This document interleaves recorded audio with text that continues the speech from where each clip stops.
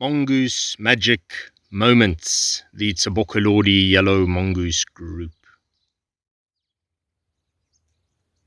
Hello out there, mongoose conservation friends. I hope you're staying very well.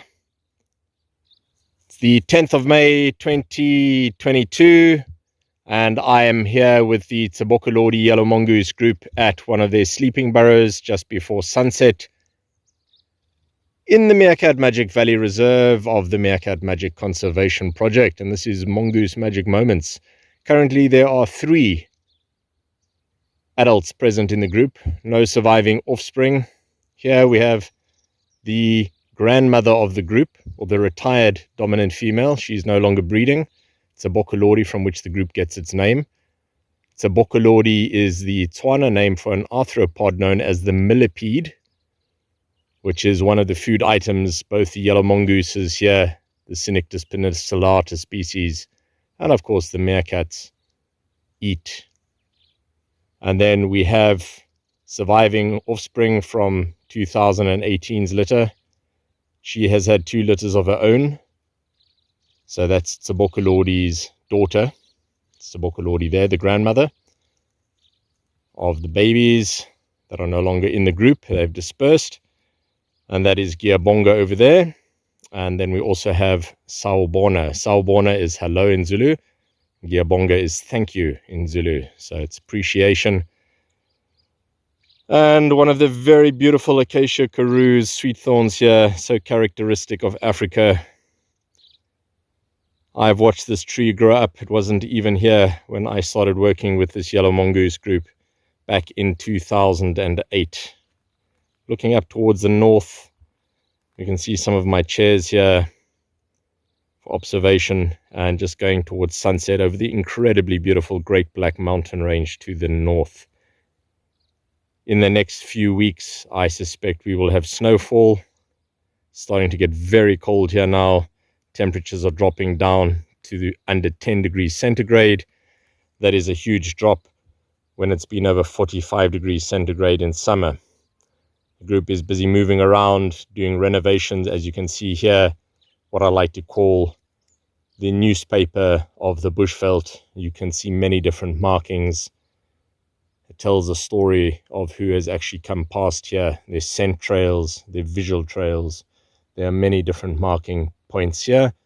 And just like the meerkats, yellow mongooses will renovate what I like to call these wildlife hotels extensively, even making deep trenches in the ground, which is pretty unusual to see such a long trench like that. And that's all from digging, relay digging, kicking sand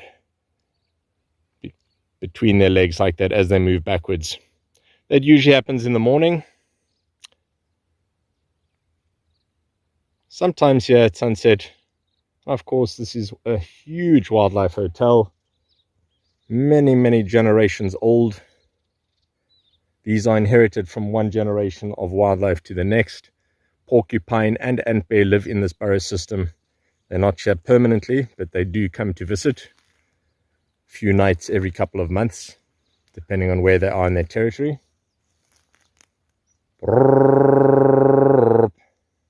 Dominant female is still busy looking around for food as that sun is creeping lower and lower towards the horizon. We probably have about 20 minutes of light left. It's already getting much cooler. I can feel it. I'm out here wearing a tracksuit today.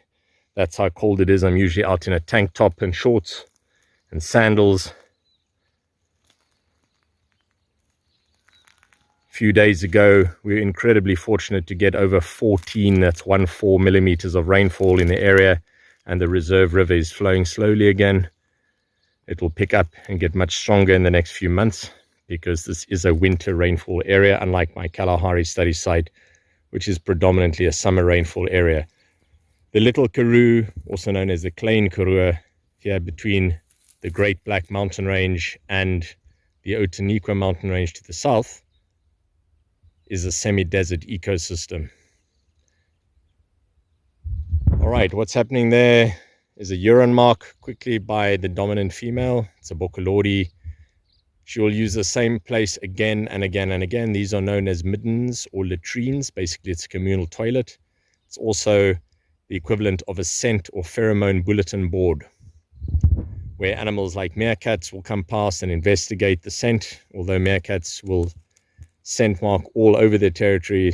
And there's another scent mark. As I was talking about it, that's wonderful.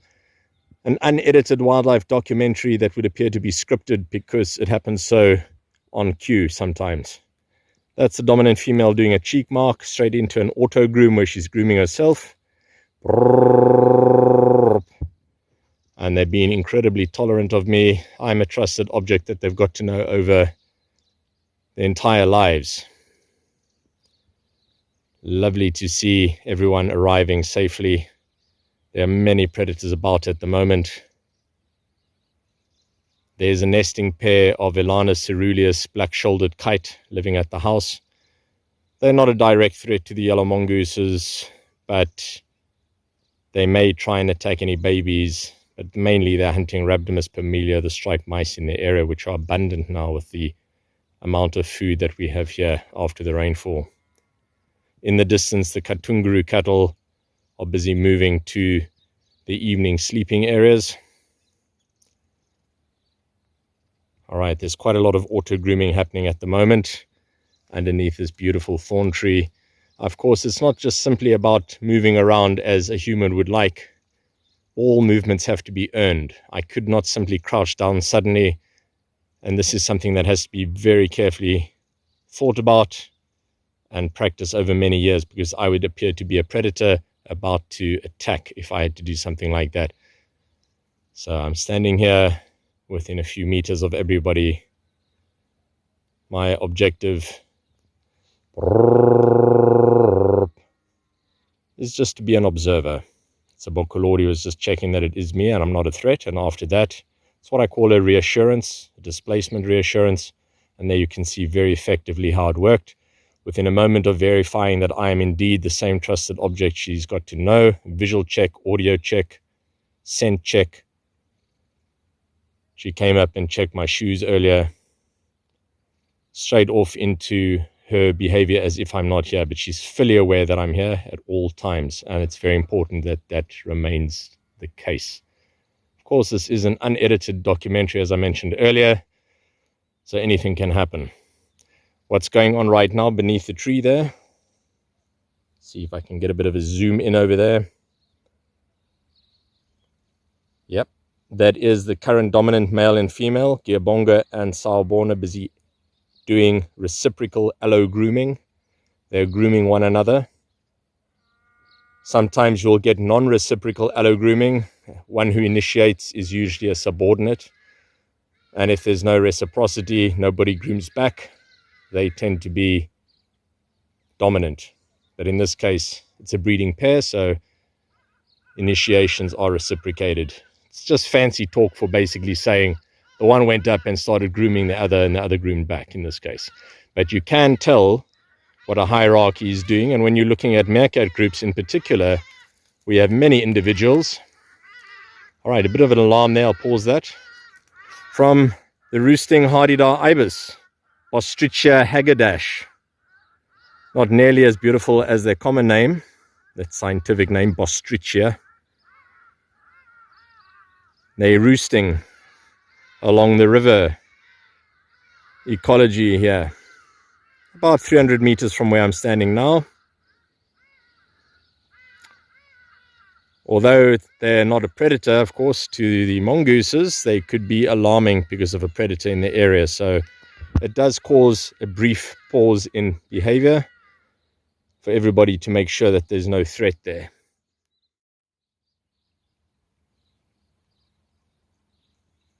The last few minutes of foraging before sunset, although yellow mongooses are crepuscular, and in fact I've seen them active at night too.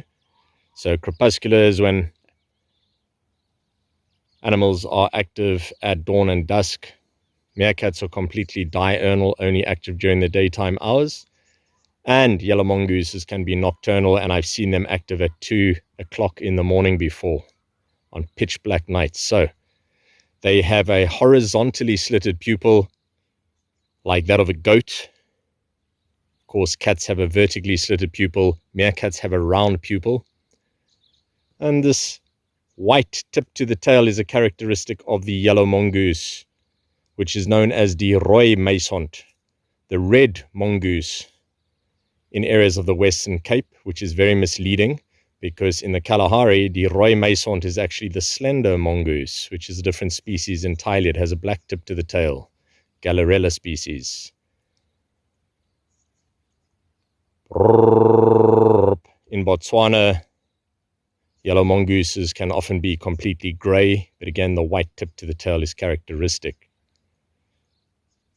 There are over 36 species of mongooses around the world if you include meerkats. Although meerkats are much more dog-like than cat-like and are not, in fact, the same as other mongooses. Meerkats have a fleshy valve in their ear that can expand to seal the ear canal off completely, the external bulle.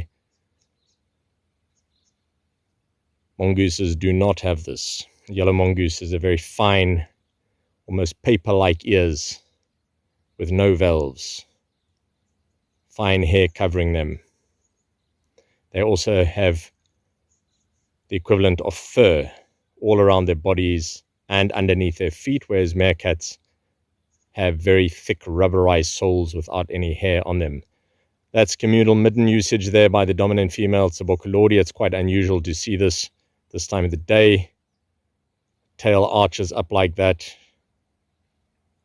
So we've seen a urine mark and a defecation here, and another urine, scent mark, and cheek marks. That's very, very fortunate to see all of these different scent patterns here in such a short period of time. And there's a bit of a scent mark investigation going on over here as well by Ngyabonga. Grooming has stopped now. Sunset has occurred. It's a beautiful, peaceful evening setting on here. I hope you all stay safe. Remember, mongooses are our friends.